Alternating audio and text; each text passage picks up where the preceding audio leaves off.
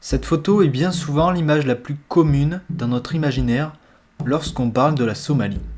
Pourtant, ce pays a une histoire singulière et est encore aujourd'hui plongé dans une guerre civile sans fin, dans laquelle le Somaliland, une province de la Somalie, revendique son statut d'État indépendant. Le Somaliland, c'est un territoire de la Corne de l'Afrique situé au sein même de la Somalie, entre le Djibouti et l'Éthiopie. Le Somaliland a aussi une frontière maritime au nord donnant sur le golfe d'Aden. Si vous n'aviez jamais entendu parler de cet État, c'est normal, puisqu'il ne figure pas sur les cartes officielles, simplement car pour tous les États membres de l'ONU, cet État n'est pas reconnu en tant que tel.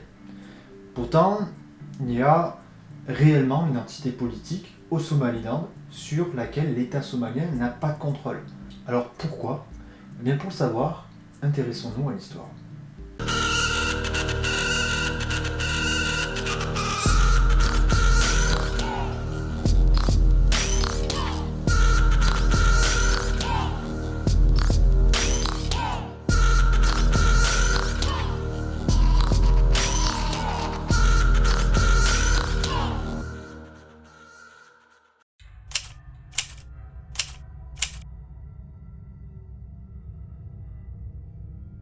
Initialement, le Somaliland était une colonie britannique, tandis que le reste de la Somalie, donc la partie orientale, était une colonie italienne.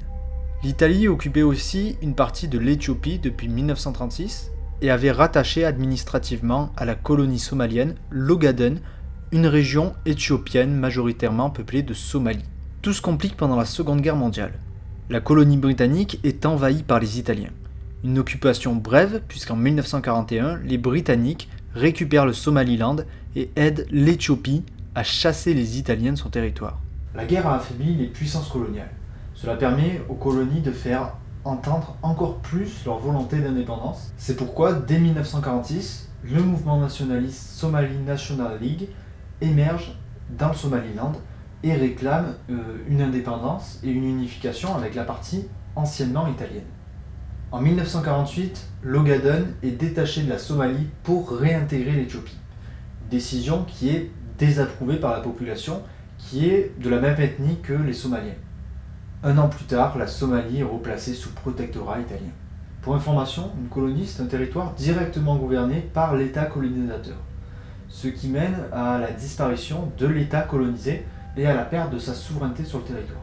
Le protectorat est un modèle de colonisation plus souple, puisque théoriquement ce n'est pas de la colonisation, mais plus une coopération. En effet, l'État placé sous protectorat garde une liberté politique, cependant il est redevable envers l'État qui lui offre sa protection, en fournissant des ressources à moindre coût par exemple. Par exemple, le Sénégal était une colonie française, tandis que le Maroc ou encore la Syrie étaient sous protectorat français. Mais généralement, on considère ça comme des colonies.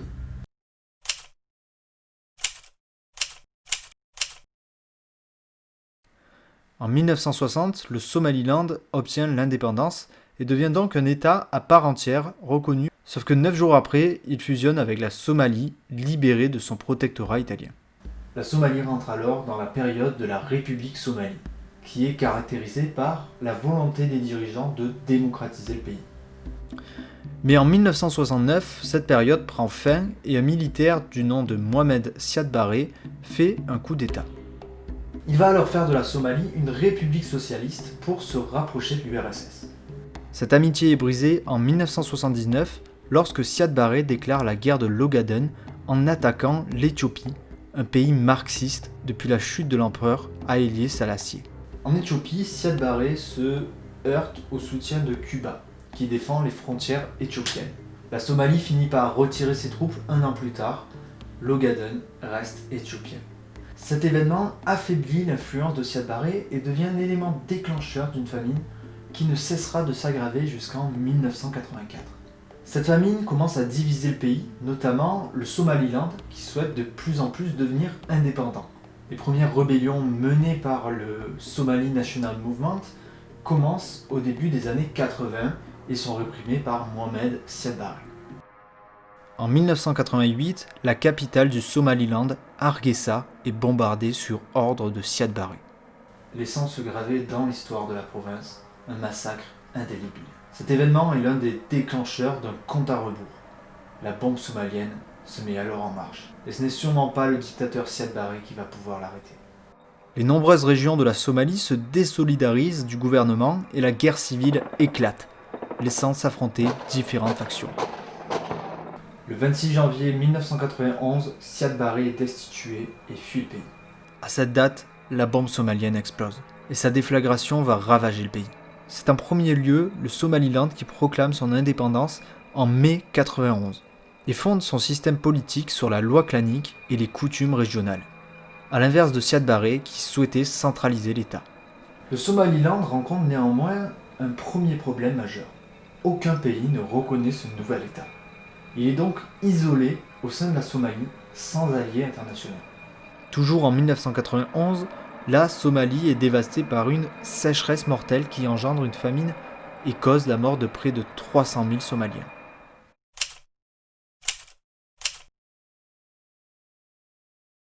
L'ONU va alors intervenir au travers de plusieurs missions afin de pacifier le pays et apporter une aide humanitaire aux populations.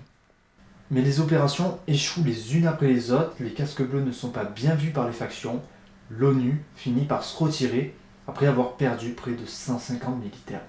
Les conflits reprennent alors de plus belle entre les seigneurs de guerre qui sont des personnes très influentes, généralement des militaires qui rallient plusieurs clans autour d'eux et font la guerre aux autres dans le cadre d'une lutte de pouvoir. Le morcellement de la Somalie ne s'arrête pas seulement à la sécession du Somaliland puisqu'en 1998, le Puntland et le Jubaland se déclarent autonomes et ne cesseront d'entretenir cette autonomie au détriment de Mogadiscio. En 2000, des tentatives de résolution du conflit vont prendre place à Djibouti, où se tient la conférence d'Arta.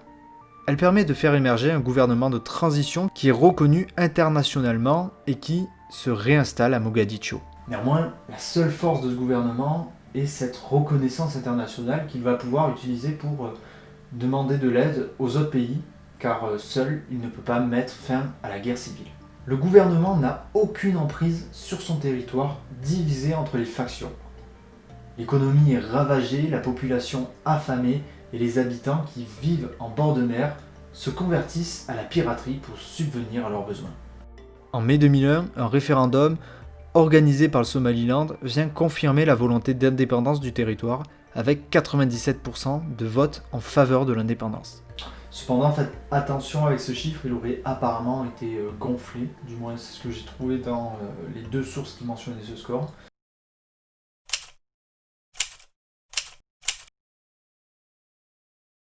En 2006, la guerre civile prend un nouveau tournant avec l'entrée en scène de nouveaux belligérants, les islamistes. En réalité, les islamistes sont belligérants dans la guerre depuis le début, mais c'est en 2006 qu'ils prennent une réelle importance. En effet, un affrontement pour le contrôle de Mogadiscio oppose le gouvernement somalien à une organisation islamiste, l'UTI, l'Union des tribunaux islamiques. Cette organisation souhaite faire de la Somalie un État islamique dans lequel s'appliquerait la charia. Le résultat des affrontements se solde par la victoire de l'UTI. Le gouvernement somalien et ses alliés fuient alors la capitale. D'un point de vue occidental, la charia est quelque chose de négatif, mais en l'occurrence, en Somalie, bien que ce ne soit pas forcément la solution la plus espérée, c'est une solution qui est préférée au chaos car elle apporte un cadre et une certaine sécurité juridique. Il faudra attendre la fin de l'année pour que l'Éthiopie, alertée par la menace islamiste, envahisse la Somalie et chasse l'UTI de la capitale. Depuis, les affrontements continuent, un nouveau groupe islamiste pratiquant le terrorisme au travers d'attentats suicides et de prises d'otages a vu le jour, l'organisation Al-Shebab. Les Shebab sont notamment coupables d'un génocide peu connu, mais pourtant tout aussi horrible que les autres, car la communauté chrétienne du pays a été intégralement anéantie et les lieux de culte ont été détruits. Ce génocide a bien entendu des motifs religieux, mais aussi car les chrétiens étaient vus comme le relais de la civilisation occidentale. En 2011, le Kenya décide de lancer une opération de protection nationale qui consiste à mener des opérations dans le sud de la Somalie contre les Shebab pour les anéantir et ainsi éviter qu'ils franchissent la frontière kenyane et gangrènent le pays. En représailles, les Shebabs tueront 148 personnes, dont 142 étudiants, lors des attentats de l'université de Garissa en 2015. En 2019, les attentats de Nairobi laisseront derrière eux 21 morts civils. Dès 2015, Daesh entre dans le conflit en s'alliant à des chefs Shebabs. Ils parviennent en 2016 à occuper la ville portuaire de Kandala dans le Puntland, mais se la font reprendre un mois après.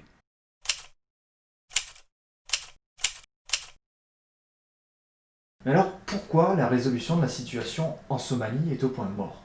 Eh bien, durant la période post-coloniale, le modèle politique qui s'est imposé au travers de Siad Barre est un modèle de centralisation de l'État. En gros, l'État donne une ligne directrice et la société doit s'y adapter. Incompatible avec le fonctionnement historique du pays, qui est un ensemble de clans indépendants, cette politique s'est montrée inefficace et incompatible avec la Somalie et a disparu en même temps que Siad Barre. Les successeurs du dictateur ont tant bien que mal essayé de maintenir ce modèle, mais on l'a vu, le gouvernement ne dirigeait plus du tout le pays. On a donc essayé un nouveau modèle passant d'un extrême à l'autre, puisque ce nouveau modèle est non plus de moderniser le pays en copiant les modèles occidentaux, mais de le moderniser en adaptant l'État au modèle traditionnel, c'est-à-dire qu'il s'agit de construire des institutions étatiques, fédérales, en conservant le système clanique au niveau régional. Il semblerait que ce soit la seule voie possible à l'unification de la Somalie. L'État permettrait de sceller l'entente entre les clans et de la rendre durable. Aujourd'hui, l'État fédéral de Somalie n'a toujours que très peu d'influence. Il collabore avec le Puntland et le Jubaland, mais n'a pas de souveraineté effective dessus. Ces deux États ont atteint un point de non-retour au sujet de leur autonomie. L'État fédéral devra accepter cette autonomie pour réussir à unifier le pays. Le Somaliland reste en conflit perpétuel avec le Puntland et la Somalie. Néanmoins, il se démarque des autres grâce au succès de sa lutte contre le terrorisme, ses efforts démocratiques et sa relative bonne sécurité, car les groupes terroristes ne perturbent pas le Somaliland. En attendant, la Somalie reste un État contesté qui se reconstruit lentement et qui poursuit sa lutte contre le terrorisme. Les attentats perpétrés par les groupes islamistes comme les Shebabs surviennent régulièrement, comme le plus meurtrier intervenu en octobre 2017 lors d'un attentat à la bombe qui a fait plus de 350 morts à Mogadiscio. Selon l'AFP, entre 2015 et 2019, 13 attentats meurtriers ont frappé la Somalie. C'est plus de 2 par an.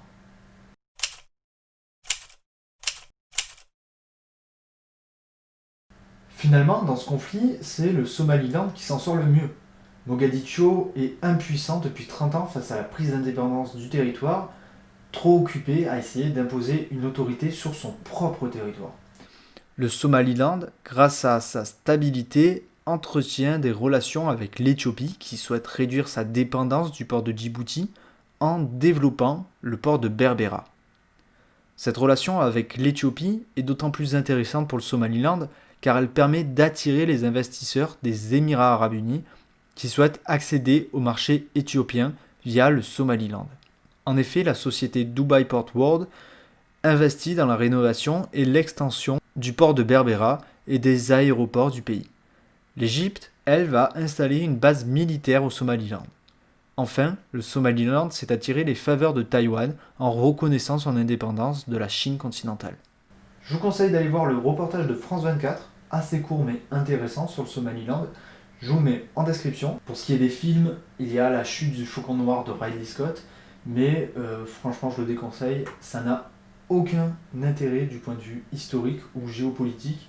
On ne comprend pas mieux le conflit en le regardant. C'est plus un film de propagande sur l'armée américaine qu'un film qui nous en apprend sur la Somalie. Donc si cette vidéo vous a plu, n'hésitez pas à liker, à vous abonner pour soutenir la chaîne et n'hésitez pas à aller voir les autres vidéos. Moi je vous dis à bientôt. Ciao.